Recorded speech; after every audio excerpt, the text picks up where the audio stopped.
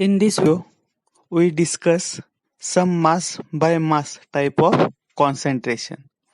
Here, the unit of solute we consider in mass and unit of solution also considered in a mass. So, this category of concentration unit is come under mass by mass type of concentration unit, and today we discuss molality. Molality as a concentration unit. Now what is molality? Molality is defined as the number of moles of a solute dissolved or present in 1 kilogram of solution. Molarity is defined as the number of moles of solute. The number of moles of solute dissolved or present in 1 kilogram, 1 kg of solution. This is definition of molality. The definition is just like molarity, definition of molarity, where we take the volume of solution, but in case of molality we use mass. आपण molality हा point बघतोय आणि मोलॅलिटीची definition बघतोय. ही जी मोलॅलिटीची definition आहे ही molarity सारखीच आहे, फक्त मोलॅरिटीमध्ये आपण काही मास असलेलं सोल्यूट काही व्हॉल्यूम असलेल्या सोल्युशन मध्ये डिझॉल्व्ह केलंय, पण मोलॅरिटीच्या केसमध्ये काही मास असलेलं सोल्यूट काही मास असलेल्या सोल्युशन मध्ये आपण डिझॉल्व्ह करतोय. आता मोलॅलिटीचा आपण फॉर्म्युला बघूया. Molality is equal to number of moles of solute divided by mass of solution in kilogram. Number of moles of solute divided by mass of solution in kilogram. But we know number of moles of solute is equal to weight of solute divided by molecular weight. आपल्याला माहिती आहे, आपण molarity मध्ये सुद्धा बघितलंय की number of moles of solute म्हणजे काय, तर इट इज डिव्हिजन और it is number of moles of solute is nothing but weight of solute divided by its molecular weight. And second mass of solution in KG. आता mass of solution in KG आपल्याला हवंय, in kilogram आपल्याला हवंय, ते आपण कसं काढतो, तर मास of solution in grams divided by 1000. आपण जे सोल्युशनचं जे मास आहे ते आपण ग्राम मध्ये आपल्याला मिळणार आहे, आणि त्याला जर आपण 1000 ने भागलं तर ते ग्रामचं किलोग्राम मध्ये कन्वर्ट होईल.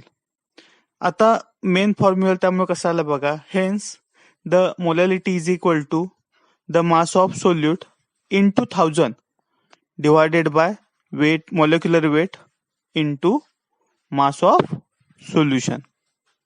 आपण मोलॅलिटीची डेफिनेशन अशी सुद्धा बघू शकतो. Molality is equal to mass of solute divided by its molecular weight into 1000 upon mass of solution. Now we discuss the numerical for molality. Now numerical is 12 gram of urea dissolved in 100 gram of water.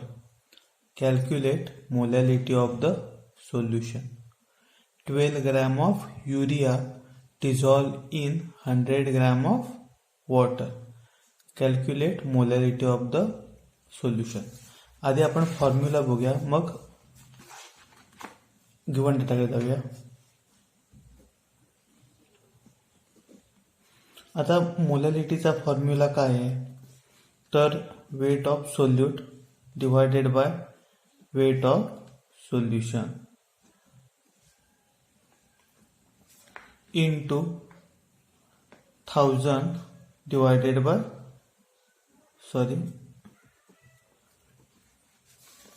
into 1000 divided by molecular weight.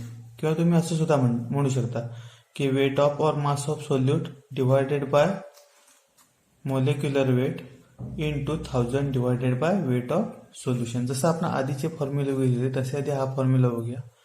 Weight of solute divided by molecular weight into 1000 divided by weight of our solution जे आपण आधीच्या फॉर्म्युलांमध्ये बघितलं होतं की ते volume होता, त्या व्हॉल्यूमच्या जागी आता काय आहे, वेट. जिथे आपण व्हॉल्यूम बघत होतो त्याच्या जागी आपण इथे वेट घेतलंय, म्हणून हा जो फॉर्म्युला आहे हा मोलॅलिटीचा आहे. जर तिथे व्हॉल्यूम असेल तर फॉर्म्युला कोणाचा असेल, मोलॅलिटी. आता इथे आपल्याला काय पाहिजे, वेट ऑफ सोल्यूट. आपल्याकडे वेट ऑफ सोल्यूट आहे, किती आहे, 12 gram. Weight of solute 12 gram. Okay. त्यानंतर आपल्याकडे वेट ऑफ सोल्युशन सुद्धा आहे. वेट ऑफ सोल्युशन किती आहे, 100 ग्राम. आता आपल्याला काय हवंय, मोलेक्युलर वेट ऑफ युरिया. आता युरिया म्हणजे काय, युरियाचा फॉर्म्युला काय, तर आपण युरियाचा फॉर्म्युला बघूया. युरियाचा फॉर्म्युला हा असा असतो,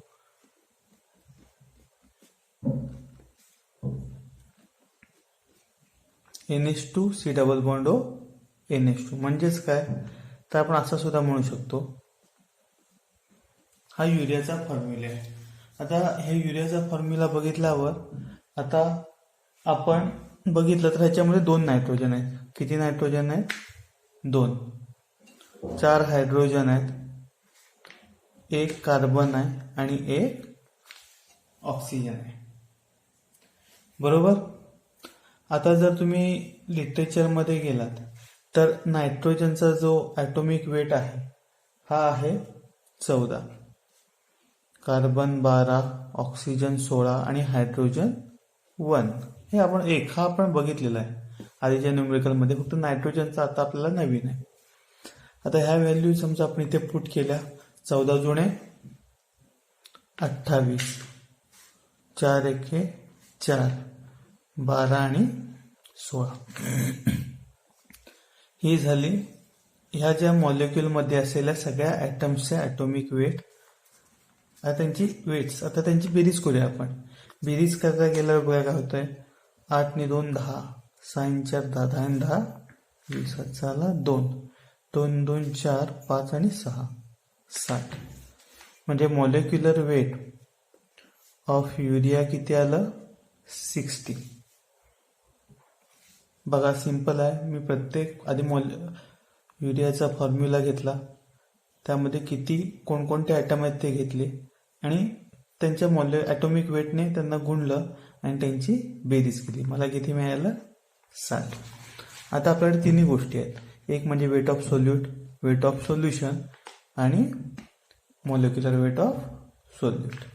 आता या व्हॅल्यू आपण पुट करूया. Weight of solute 12 divided by molecular weight 60 into 1000 divided by 100. आता आपल्याला पाडी येत असतील तर हे न्यूमेरिकल सोपं आहे की 6 6 जुने 12. आन्सर आहे 2 molal. Here molality of urea solution is 2 molar.